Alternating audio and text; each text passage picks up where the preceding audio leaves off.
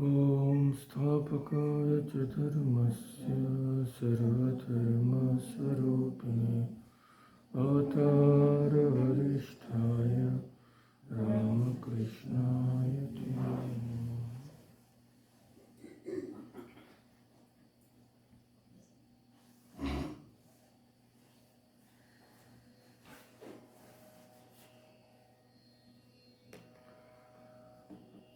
So, North Indians know that Holi is soon coming, that is on Monday, that is Festival of Colors, Julian. And the same festival is celebrated in West Bengal under a different name. It is called Dol Purnima, because it is falling on a Purnima. So sometimes the North Indian festival of Holi and Dol are on the same day, sometimes there is a difference of 1 or 2 days. So the significance in Bengal of this Dol Purnima is that it is falling on the birthday of one of the greatest prophets of bhakti or devotion, Chaitanya Mahaprabhu. So surprisingly, not much is known about Chaitanya Mahaprabhu in other parts of India. His influence is greatest in Bengal, of course, and also in Odisha, because he stayed for many years in Puri. Jagannath Puri temple, we all know, a very one of the holiest places of pilgrimage in India. So, we will today just have a glimpse, because after all, in one session, a detailed description of his life is not possible. So we'll just have a glimpse on that in that wonderful life, and also the tradition which goes behind it. Another problem with Sri Chaitanya's life is, if you read the traditional lives, then a lot of things are mixed, so to say, sand and sugar are mixed. So not everything will be accepted by everybody. Like in one of his lives, it is said that Sri Shankaracharya, the great prophet of Vedanta, they call him Mayavadi. So in one of his lives, it is said he was born to spread Maya, or by his false doctrines. So all these things are there, because these petty quarrels are there, not among the prophets, but the followers of prophets. That is the problem. So anyway, we are not interested in all that. So we will just today have a glimpse, and maybe in future, if there is a chance, we will go into a little details of his life. So, Shri Krishna Chaitanya was the name given to him after he took monastic vows. He was a monk, just like Vivekananda and all. So Shri Krishna Chaitanya or Chaitanya Mahaprabhu was certainly one of the greatest saints the world has ever produced. Also known as Gauranga. Gaur means fair. So he was very beautiful and fair, so he was also given the name Gauranga, or another one of his names is Nimai. So he was a great prophet of the sect which is today known as the Vaishnava religion. We will see what it means. He is so much revered that by many he is regarded as an incarnation of God. So about Vaishnavism, Vaishnavas are worshippers of Vishnu. From Vishnu comes Vaishnava, like from Shakti comes Shakta. So Vaishnavas are worshippers of Vishnu, the all-pervading, the supreme God, and who is also known as, we know that, Hari and Narayana. So Vaishnavism is exclusively a religion of bhakti. This you have to understand. What is bhakti? Bhakti is intense love for God, attachment to Him alone, and it is of the nature of bliss and bestows upon the lover of God immortality and liberation. So, according to Vaishnavism, God cannot be realized through discrimination or reason. And they say that without bhakti or without devotion, all penances, austerities, rites and rituals are all useless if they don't lead to devotion to God. So the sect associated with Sri Chaitanya is known as Gaudiya Vaishnavism. That is, in Sanskrit, Gaudiya Vaishnava Sampradaya. It is also known as Chaitanya Vaishnavism. So Gaudiya refers to Gaura. Gaura was the name of Chaitanya, as we have seen, or Gauda also. Gauda is a region in Bengal, present day, somewhere along the district of Malda. So from there, the name has come. Of course, Vaishnava, we know that Vaishnava means the worshipper of Vishnu, and specifically, Gaudiya Vaishnavism is Krishnaism, so to say. Krishna-centric Vaishnava tradition.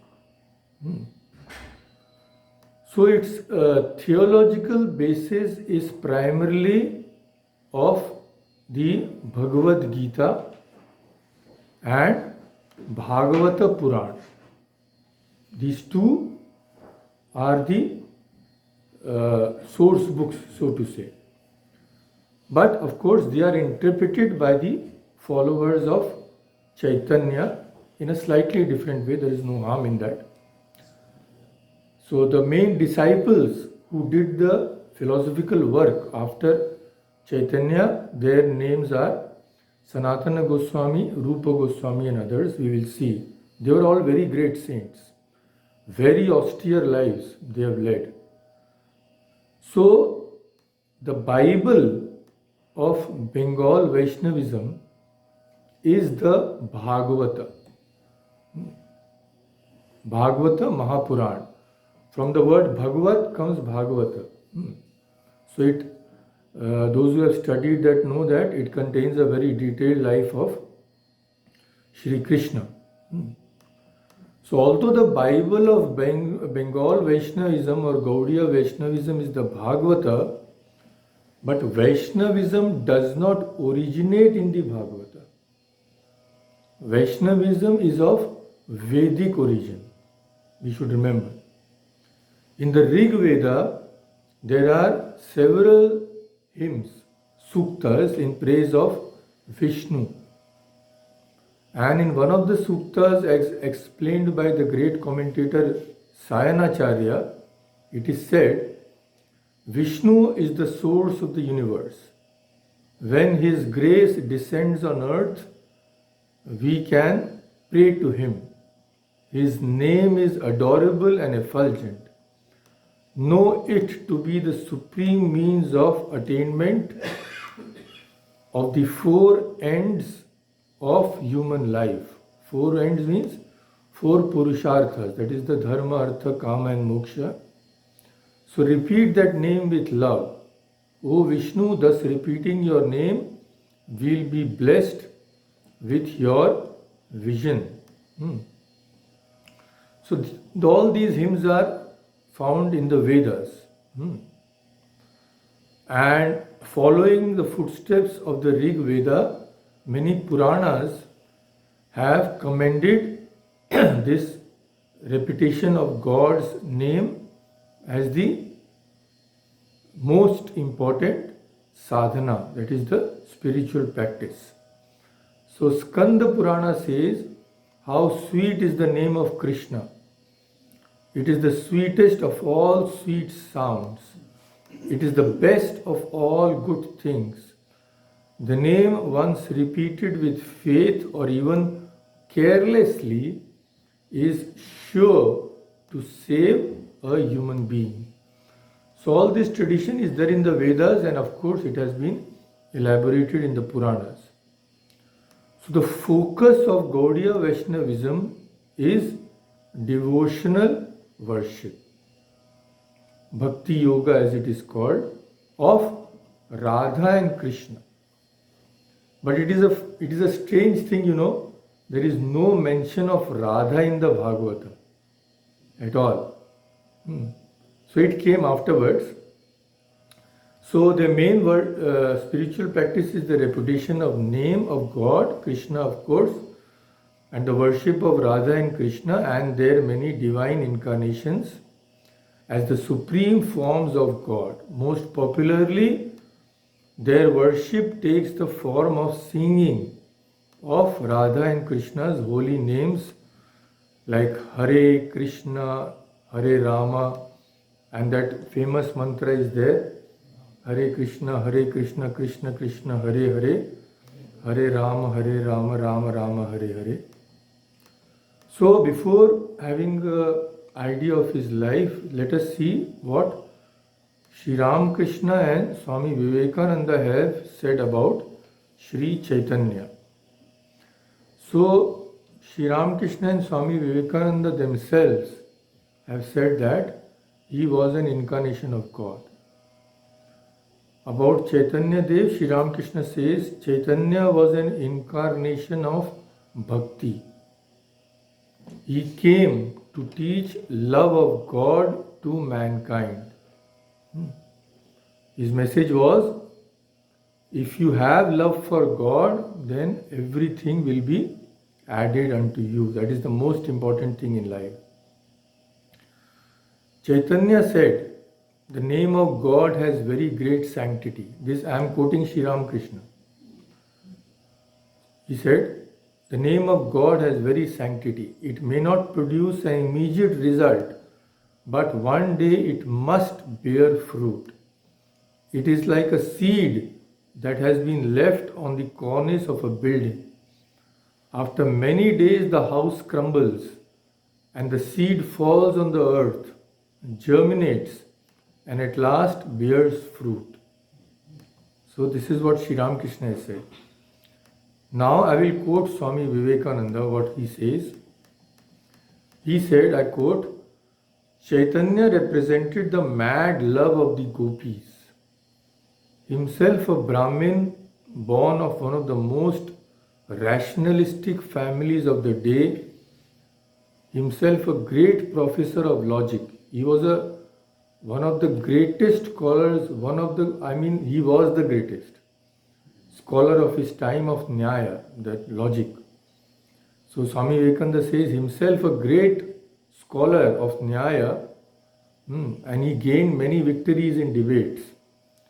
For this he had learned from his childhood as the highest ideal of life. But yet, through the mercy of a sage, the whole life of Chaitanya became changed. He gave up his debates, his professorship, scholarship, and became one of the greatest teachers of bhakti the world has ever known. His bhakti rolled over the whole land of Bengal, bringing solace to everyone. His love knew no bounds. Saint or the sinner, the Hindu or the Mohammedan, the pure or the impure, all had a share in his love. All had a share in his mercy. And even to the present day, his sect is the refuge of the poor, of the downtrodden, of the outcast, of the weak, even of those who have been rejected by the society. So, what are the sources of Chaitanya Dev's life? There are many, but three sources are the most important. First is the Chaitanya Bhagavata, Life of Chaitanya written by Vrindavan Das Thakur. It was the first full-length work regarding Chaitanya Mahaprabhu. All these lives more or less have been written in Bengali. So Chaitanya Bhagavata, the next is Chaitanya Mangala of Lochan Das. So it is, this Chaitanya Mangala is, the whole thing is in poetry and it is supposed to be sung. It has 11,000 verses. Yeah. And last but not the least, in fact, one of the most important and widely read of Chaitanya Dev's biography is the Chaitanya Charitamrita, composed by Krishnadas Kaviraj in 1557.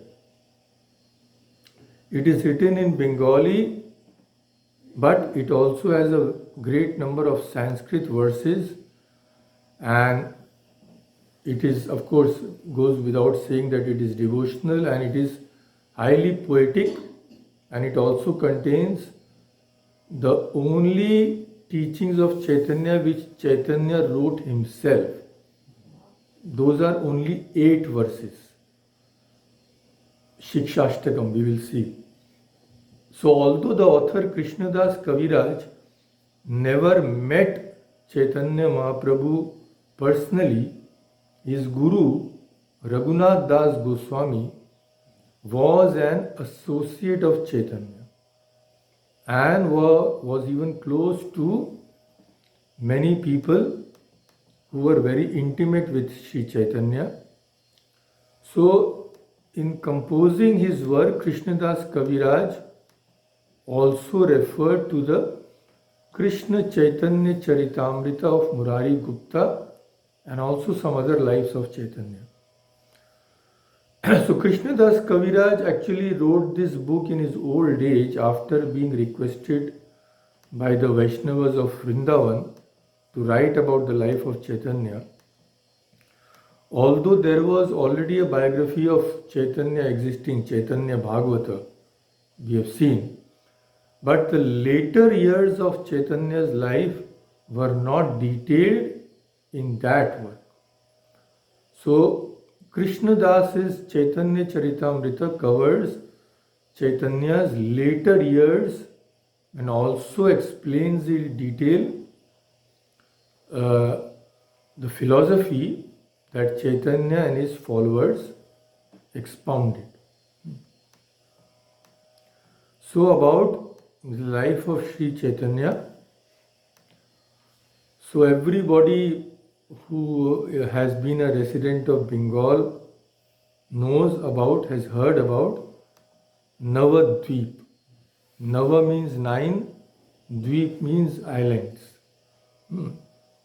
So it is in the Nadia district of Bengal, situated on the river Ganga, 75 miles north of Calcutta.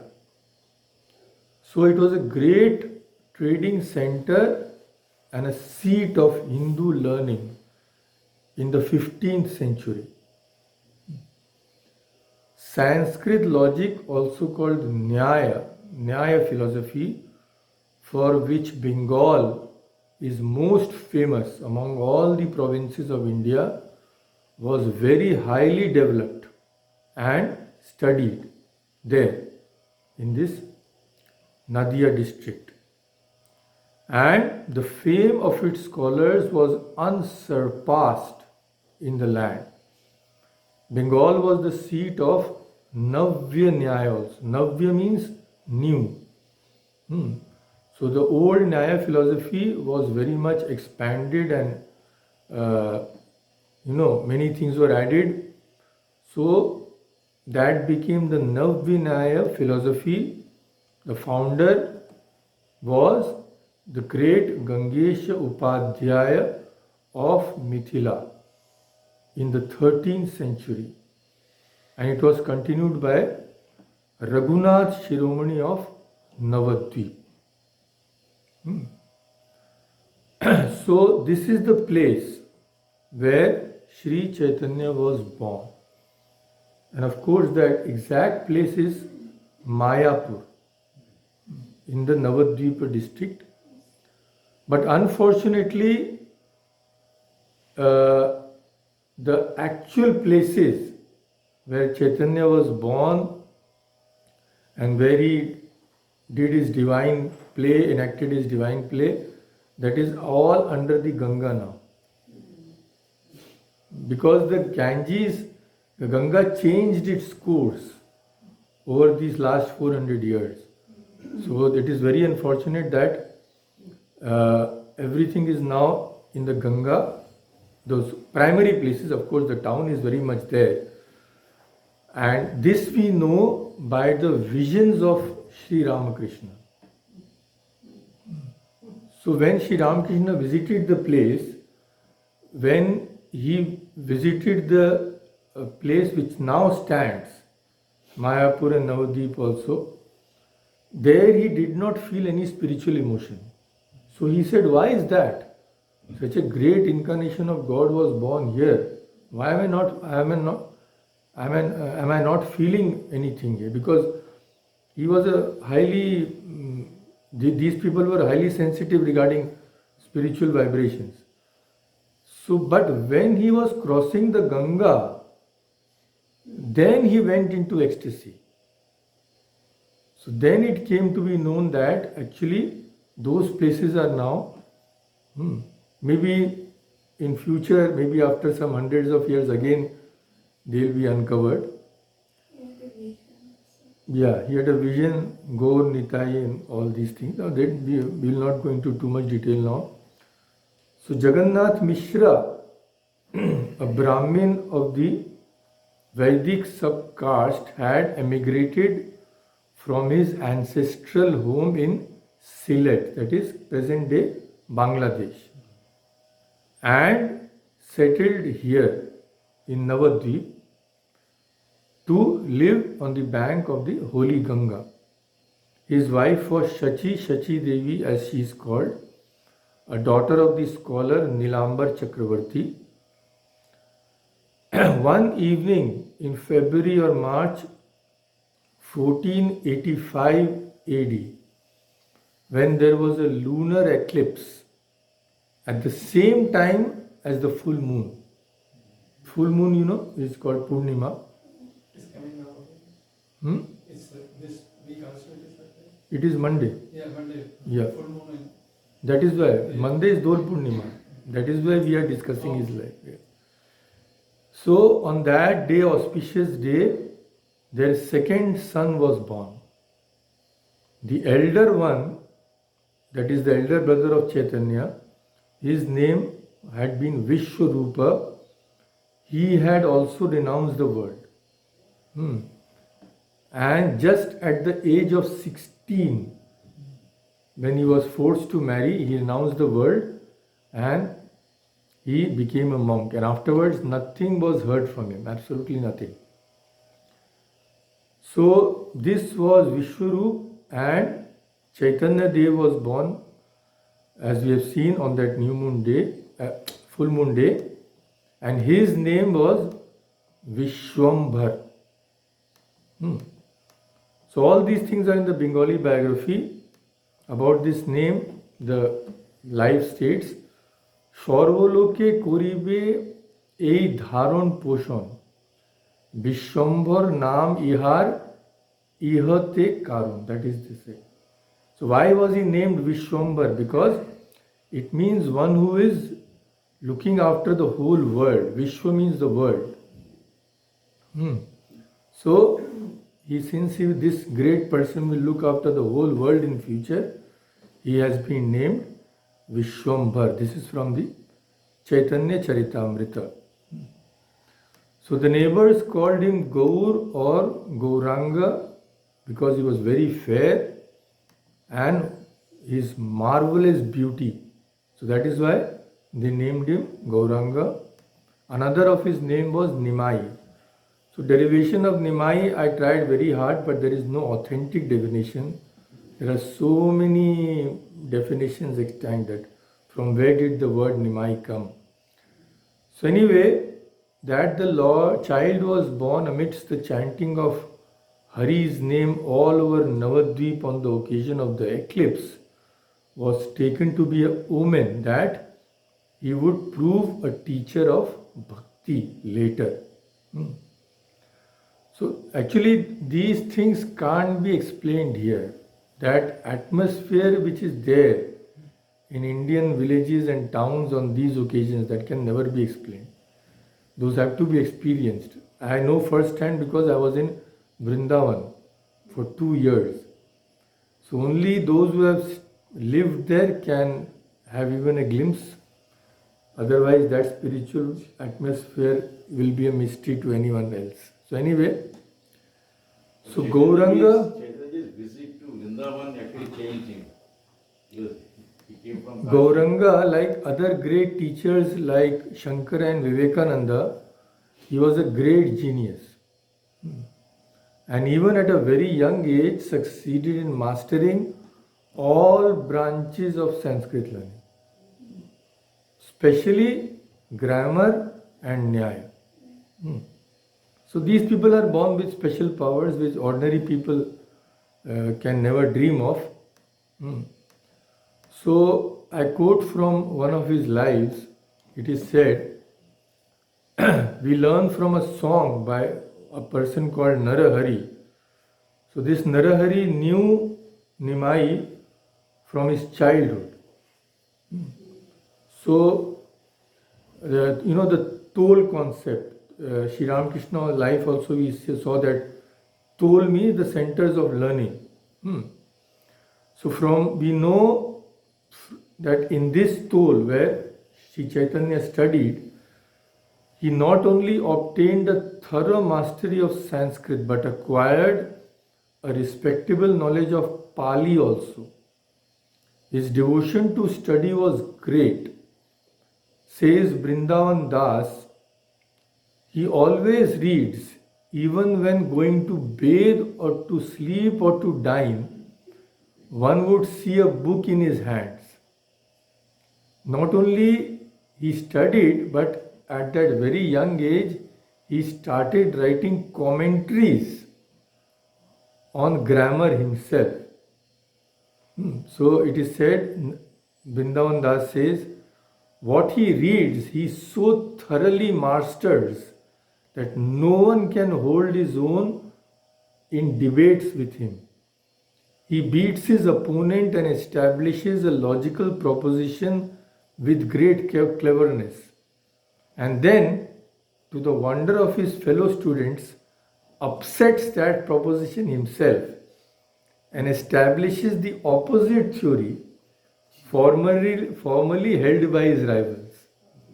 So great was his scholarship that at that tender age, when he had just passed his teens, he himself established a toll or a school and began to teach higher subjects to his students.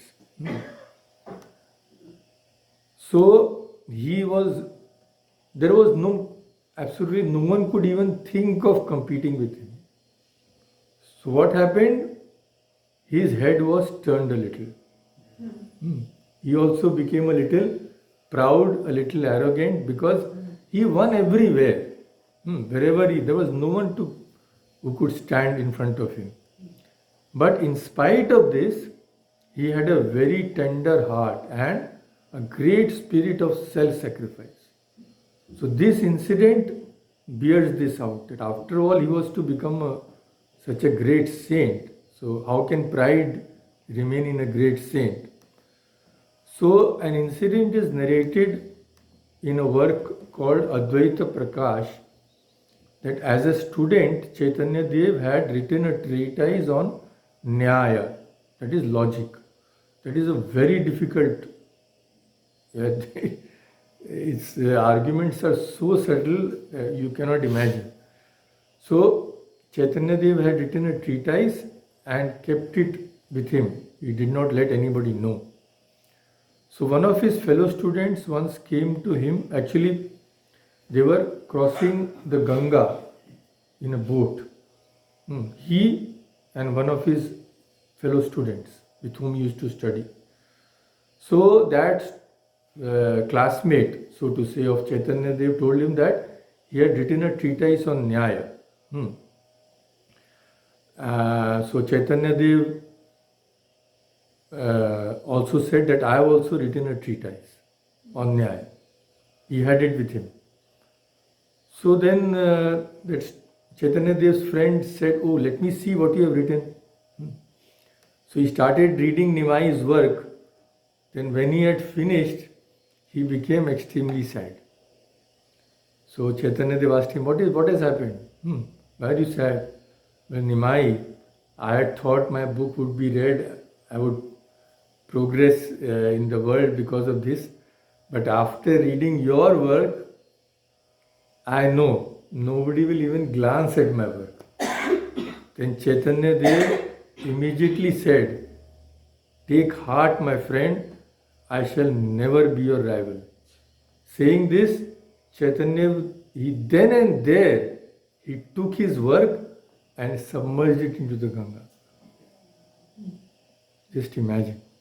His whole labor, etc., 1 second he sacrificed. So, naturally, that is expected from such a great teacher, great saint. So on the death of his father, Vishwambhar, while still a student, married Lakshmi, the daughter of Vallabha Acharya. So now Chaitanya Dev became a householder and began to take pupils like other Brahmins of the region, because their profession it was to teach. So of course, as a scholar, he surpassed all the other scholars of the place and even defeated a renowned champion of another province who had come traveling to Navadvip. That is a separate story.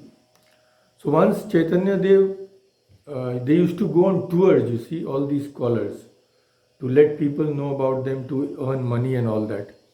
So once Chaitanya Dev had gone on a tour of East Bengal, now which is Bangladesh. So he earned a lot of money and a lot of fame. But when he returned that, he found that his wife had died of a snake bite. Then, because of the insistence of his mother, Chaitanya Dev married again. The lady was named Vishnu Priya Devi, as we call her. But this was the normal life he was leading, like any other householder. But everything was changed. How? Once during a pilgrimage to Gaya, he met Ishwar Puri, a monk of the order of Madhavacharya and a disciple of the great Madhavendra Puri. So, Chaitanya Dev, some transformation had already come in his mind, so he begged Ishwara Puri to initiate him and become his guru. And now a few words also about the some contemporaries and of Chaitanya. They were all very great saints. So Ishwar Puri was the guru of Chaitanya Dev.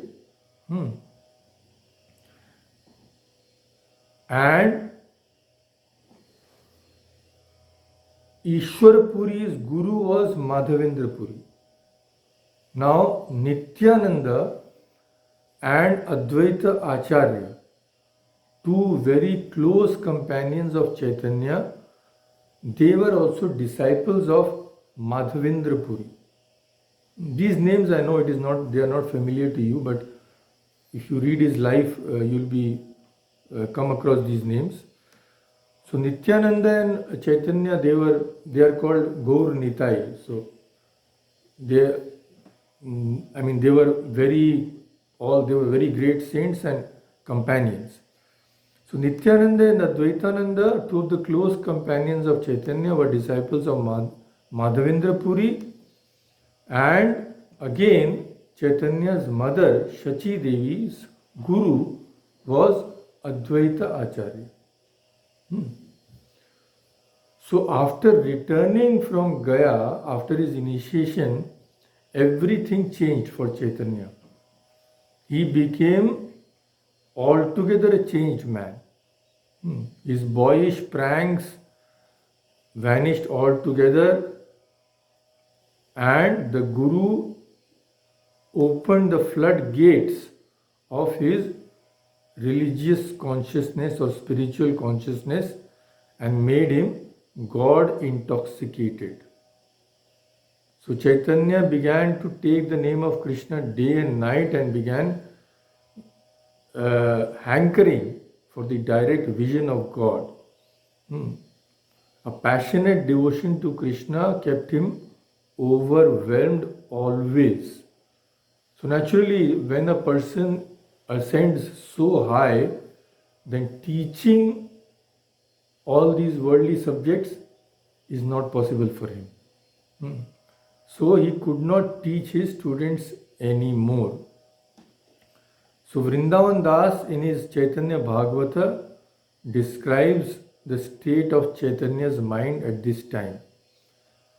Chaitanya said to his students, I cannot continue teaching you anymore.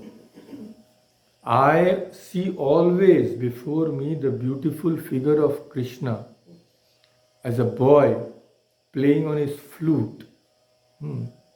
I see him playing tunes so sweet and enchanting that it intoxicates me with divine love. Do you hear that flute like me? Chaitanya Dev is asking. If not, try to see him and call on him. Whatever sound enters my ears, I hear as Krishna's name. The earth appears to me as an abode of Sri Krishna. Saying this, Chaitanya Dev dissolved his school. He said, I cannot teach you, you go to some other. So in Bengali it is said that Chaitanya Dev is talking to his students. He told his students in the life what it is said. Just a small couplet I'll read. Chaitanya Dev is saying, Joto shuni shravane shokoli Krishna nam. Whatever I hear is Krishna's name. Shokol bhuvan dekho Govindir dham. The whole world is nothing but the abode of Govinda. Toma Shavasthan mor ei purihar. I cannot teach you anymore. Aaj hoite ar path nahi ko amar. From today, I cannot, neither will I study these worldly things, nor can I teach you. Krishna binu ar bakko nas fure amar. I can talk about nothing but Krishna. Sotto ami kohilam chitto apnar. And I am saying very truly, this is my state. So now I cannot teach, please go to some other teacher. So he dissolved the school, and in the company of his companions, Nityananda, Advaitacharya, Srinivas, Gadadhar and other devotees, he started that Sankirtan every day and brought about a far-reaching religious awakening at Navadvip and other places of Nadia district also. So at the time of repeating Krishna's name, horripilation, perspiration, shivering and other physical signs of prema bhakti used to be visible on his body. Sometimes he used to lose outer consciousness while repeating God's name, just like our Sri Ramakrishna. So with such divine madness, it was no longer possible for Chaitanya to remain bound to the world as a householder. So his firm resolve of renouncing the world was communicated to his wife and his mother, to whom this came as a bolt from the blue, because Chaitanya Dev had progressed so much in worldly life. His fame had spread, he was earning so much. And imagine the state of his mother, because her elder son had also become a monk. So that, if you read that part, that is really extremely touching. There is a lot of plays about that Nimai Sannyasa. So it is really touching. His mother begs him, but what can Chaitanya do? He is not in control of himself. So, in spite of all the pain he was causing, he had no other option but to renounce the world. Since they did not want him to go away without their knowledge, Chaitanya one night left his home and became a monk. Nityananda, Gadadhar, Chandrasekhar, Mukunda, Brahmananda and other close companions, as decided earlier, met him at Katwa. Here, at his earnest importunity, he was initiated into sannyasa by a great soul called Keshava Bharati, and he was given the name Krishna Chaitanya. But of course, he is popularly known as Chaitanya or Gauranga. So great was his mastery over his senses, and so great was his absorption in God, that one incident is told that when he went to ask monastic vows, his guru asked him, "You want to be a monk? Do you have control over your senses?" He said, maybe Chaitanya said, "Test me," or something, because these are coming down as incidents. So we may not know exact what has happened, but this much we know: in order to test him, Keshav Bharati told Chaitanya to stick out his tongue. Then what did he do?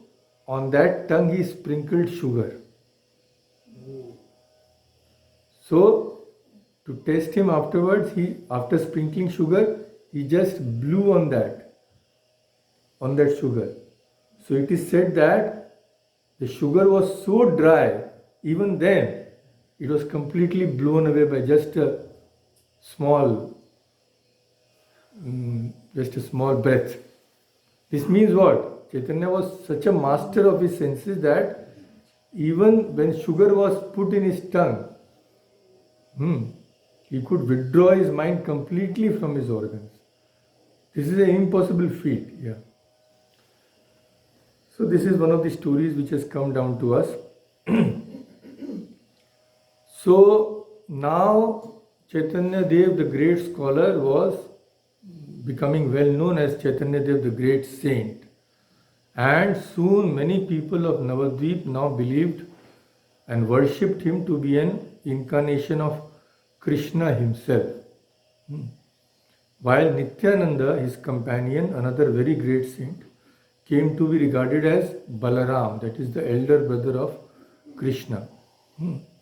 So all these Kirtana parties were practically a daily occurrence now, in which the devout people headed by those two, Chaitanya, Nityananda, who are called Gaur Nitai, they went dancing and singing through the streets, or sometimes assembled in one place, some devotees' courtyard. Like our Sri Ramakrishna, he used to have sankirtans at the houses of devotees. So this was the origin of Nama Sankirtan, chanting God's name, which has now become the most distinctive feature of this Bengal Vaishnavism or Gaudiya Vaishnavism. So many stories are there. We don't have the time to go through them. That Chaitanya, there was one Qazi. Qazi means, a Muslim. Yeah, so some people complained to him that Chaitanya Dev is disturbing everyone by his kirtan and all. So they complained to the Qazi. Then when Qazi promulgated some ordinance, no, you cannot go. So it is said that the whole of Nadia, practically, they joined Chaitanya. So naturally nobody could do. All these stories are there.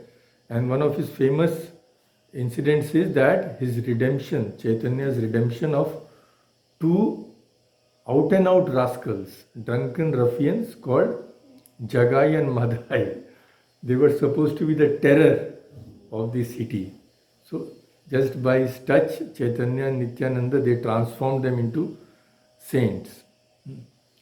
So for many years, Sri Chaitanya traveled the length and breadth of the country advocating Bhakti Yoga, chanting the name of Krishna. Chaitanya would travel on foot to various places.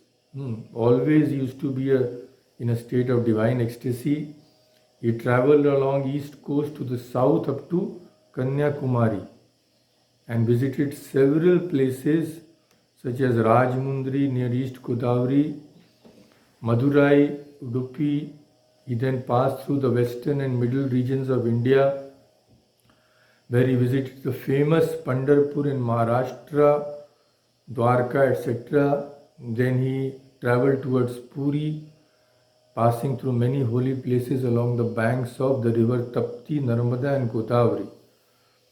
After the stay of 3 years at Puri, he left Puri for Vrindavan, as we know, the birthplace of Krishna, in 1515.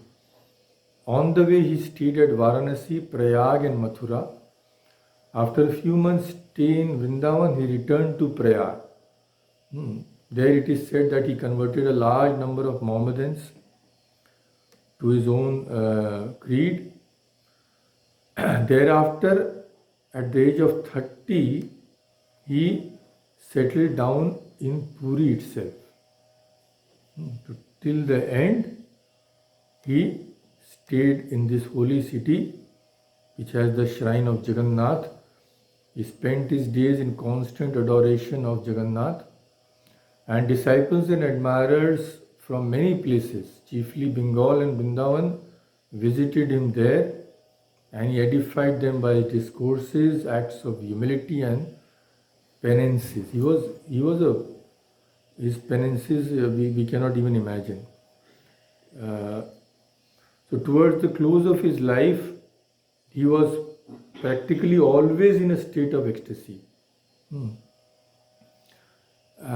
which he had practically no concern with his body, so to say. So this kind of austerity and this kind of constant high spiritual moods the body cannot sustain. So in June-July 1533, at a comparatively young age, his body completely broke down. The exact date and circumstances of his death are unknown. And there are many legends have sprung up. Some say that he accidentally drowned in a state of ecstasy. Some say that he physically merged in the image of the temple. About Mirabai, although it is said that she physically merged in the image of Krishna. So there is nothing to wonder in that. All these things are possible in the life of these great saints. So nothing, we cannot say actually how he passed away, but of course, needless to say, it was in a very high state of samadhi that these people give up their bodies. So now, just a few words about his teachings. So, the most advocated teaching of this sect, and which of course Chaitanya Dev also taught, was the repetition of God's name.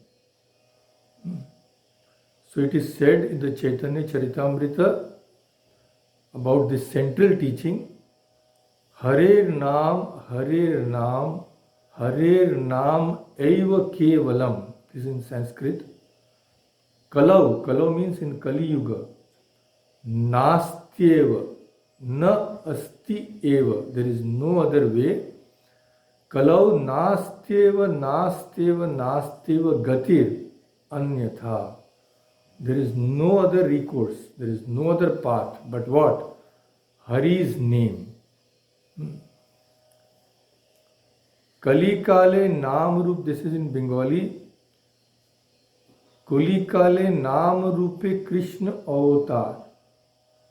নাম হইতে হয় সর্বজগৎ নিস্তার. This Naam, power of the God's name, the whole world can be redeemed. So, this is his central teaching, and the only thing which he wrote himself is the Shikshashtakam.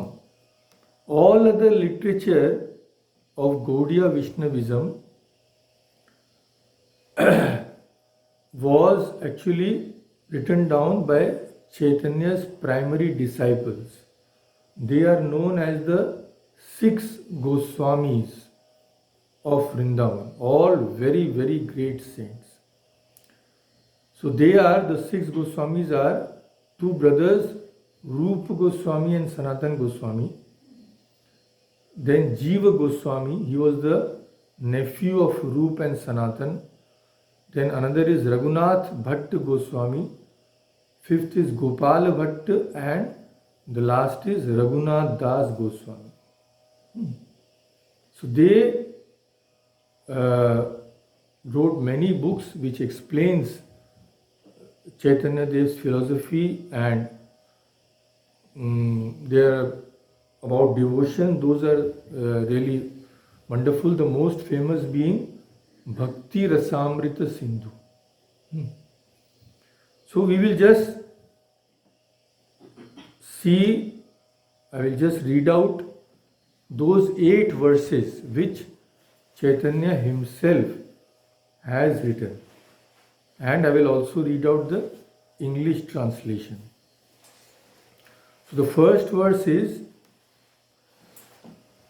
Cheto Darpana Marjanam Bhava Maha Davagni Nirvapanam Shreya Kairava Chandrika Vitaranam Vidya Vadhu Jivanam Anandambudhi Vardhanam Pratipadam Purnamrita Swadanam Sarvatmasnapanam Param Vijayate Shri Krishna Sankirtanam.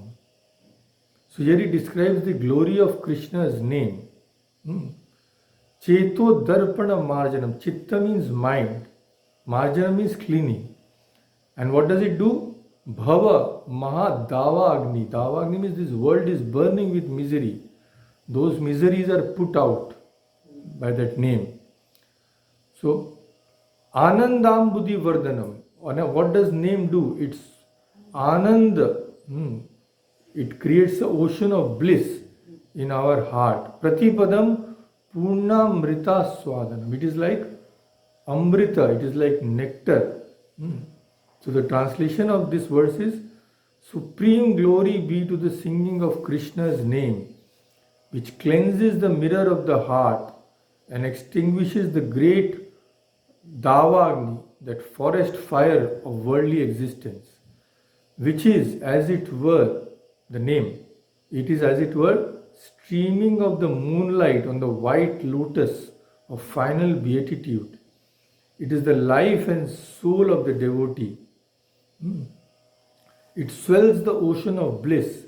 At every stage it imparts the sweetest nectar, as it were, a soothing bath for all humankind. This is the first verse. Second is Namna Akari Bahudha Nija Sarva Shaktis Tatrarpita Niyamita Smarane Nakale Eta Drishi Tava Kripa Bhagavan mama api durdaivam idrisham ihajani na anuraga.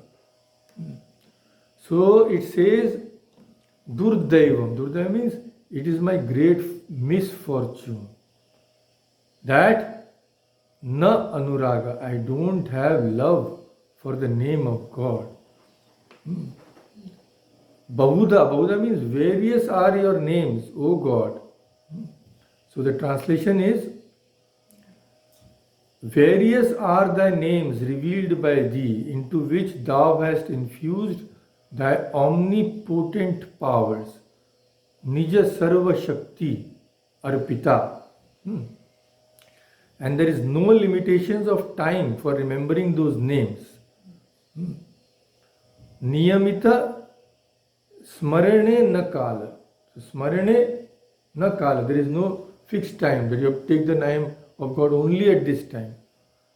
But such is thy mercy, etadrishi tava kripa, Bhagavan, but such is my misfortune, durdaivam idrisham, that I don't have any love for your name.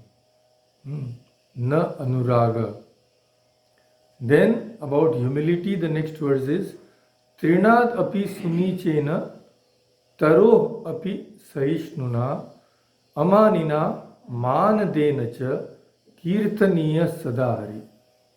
So this is the duty of a devotee. What? Trinadapi sunichena. He should be always humbler than a blade of grass. Trina. Trina is the blade of grass. Taror api sahishnuna. Taru means tree. So he should be more, should have more endurance, even more endurance than a tree. And amanina manadenacha. He should not seek respect for himself, but always give others respect. Kirtaniya sadari. And he should always take the name of God. Then he says how desireless a devotee should be. So about him he says, his prayer is na dhanam, na janam, na sundarim kavitam va jagdisha kamaye. I don't want wealth, nor retinue, nor a beautiful husband or wife. Mama janmani janmani Ishware bhavatad bhaktir ahaituki tvai. What I ask is for them. If I don't ask anything for the world, what am I asking? I ask for only one thing. Janmani janmani. In each of my birth, I should have only one thing. What is that? Ahaituki bhakti. Without any reason, without expecting anything, I want only absolutely selfless love for God. So, next verse is fifth verse. Ai nanda tanuja kinkaram patitam mam vishame bhavam budhau kripaya tava pada pankaja sthita dhuli sadrisham vichintaya. Nanda tanu means, O son of Nanda, that is Krishna. Pray consider me thy servant who is immersed in this mysterious ocean of the world. Patitam mam vishame bhavam budhau. Vishama means terrible ocean of this world. O Krishna, dhuli sadrisham vichintaya. Please consider me as the dust of thy holy feet, and therefore please ferry me across this terrible ocean. So we don't consider it terrible, we consider it a very nice place, full of so many things to enjoy. Anyway, Nayanam galadashrudharaya vadanam gad gadurud udthaya gira pulakai nichitam vapukada tava nama grahane bhavishyati. When in taking thy name, O Lord, tears of joy will overflow my eyes. Prayers will be choked in my mouth, and all the hairs of my body will stand erect, thrilled with joy. Then, seventh verse, Yugayitam nimeshena chakshusha pravrishayitam shunyayitam jagat sarvam Govinda virahenam me. Govinda viraha. In longing for you, O God, when will that day come? That in the state of separation from you, even the twinkling of the eye, the shutting and closing of the eyelids, will seem to me like a whole cycle of creation.